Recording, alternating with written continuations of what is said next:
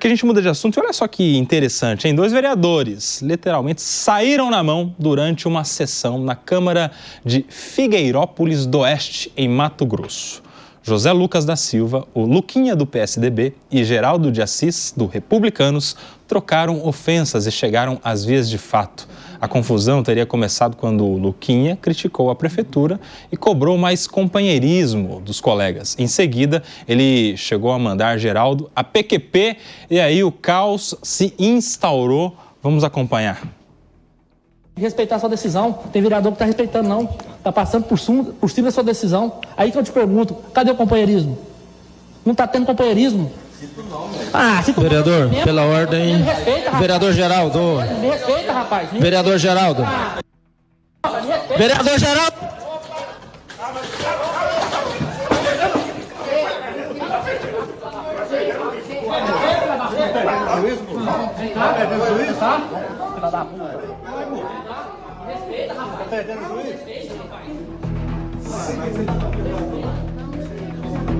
Olha só, rapaz, você tá vendo aí imagens do que foi esse encontro do Luquinha do PSDB e o Geraldo, que é do Republicanos, que não foi tão republicano assim, dando logo um tapa ali pro Luquinha, que foi pra cima. Faltou companheirismo aí nessa sessão legislativa, ó, Cássio Miranda? Você não tá sendo companheiro, tá faltando companheirismo. Toma aqui um tapa na sua cara pra você ser mais companheiro. E aí, Eu achei que você seria irônico, porque você falou nesta sessão de boxe, de luta, de qualquer coisa. Neste round. Cara, mas por mais bizarro que seja... Por mais bizarro que seja, o vereador Luquinha gritou aí, eu fiquei com medo. Por mais bizarro que seja, é o reflexo do que são boa parte das câmaras do nosso país afora, né? Não são discutidos projetos para a população, não são discutidas melhorias, não são discutidas políticas públicas. É cada um cuidando do seu cercadinho e... bravo quando o coleguinha não atua em prol do meu cercadinho. É isso. Ó, o que eu tô vendo ali... Agora o Luquinha bateu no outro vereador, verdade seja dita. Mas eu vou ser advogado do Luquinha aqui. Luquinha do PSDB, lá da Câmara... A gente vai ver já o nome da cidade. Quem foi pra cima... Figueirópolis do Norte. Quem foi pra cima primeiro foi o Geraldo. Não foi? Foi o Geraldo. Foi o Geraldo, foi pra mim. O outro tá em legítima defesa, ou Priscila? Ou ele excedeu? Porque parece que bateu demais também, né? Não, mas não sei o nome, é Luquinha, Geraldinho, como é que é? O Luquinha que tava na tribuna. O Luquinha... Chama de azul e bordô. O azul, ele falou alguma coisa. Então eu não sei o que ele disse ali, né? E aí o de vermelho parte pra cima dele. Então, na verdade, esse daqui, ó, ele faz com que o de vermelho haja, né? Então ele poderia estar colocando legítima defesa, assim, dependendo do que foi dito. Dependendo do que foi dito, sim. Só que a gente tem o excesso, né? Foi demais. Quando ele excedeu, quando para a agressão, Koba, e ele continua fazendo, né? O Código Penal não dá essa liberdade para ele, não. Aí esse excesso vai ser punido. No canto esquerdo da tela, o Luquinha do PSDB, sentado à direita, de vermelho, o Geraldo do Republicanos. Imagens aí do portal Araputanga News, que a gente agradece aí as imagens, geração das imagens, que tem repercutido nas redes sociais, o Diego Tavares. Olha, Koba...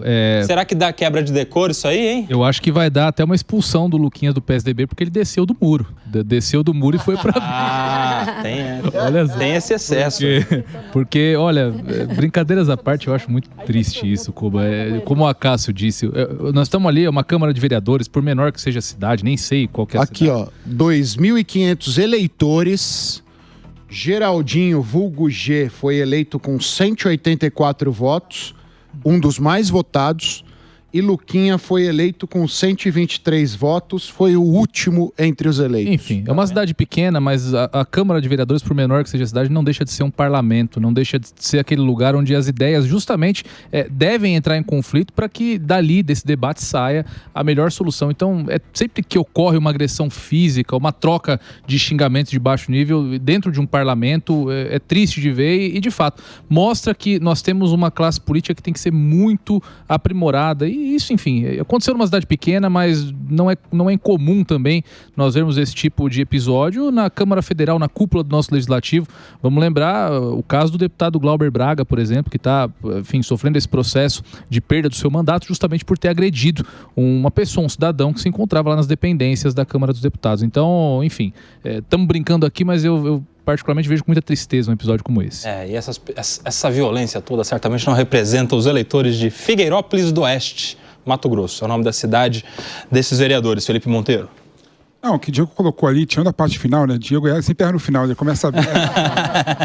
É pra dar pauta pra você. Vai ficar tranquilo que eu não vou pra cima de você não hoje, não. Olha que eu tô de vermelho e você de azul, hein? Mas companheirismo aí, hein, turma?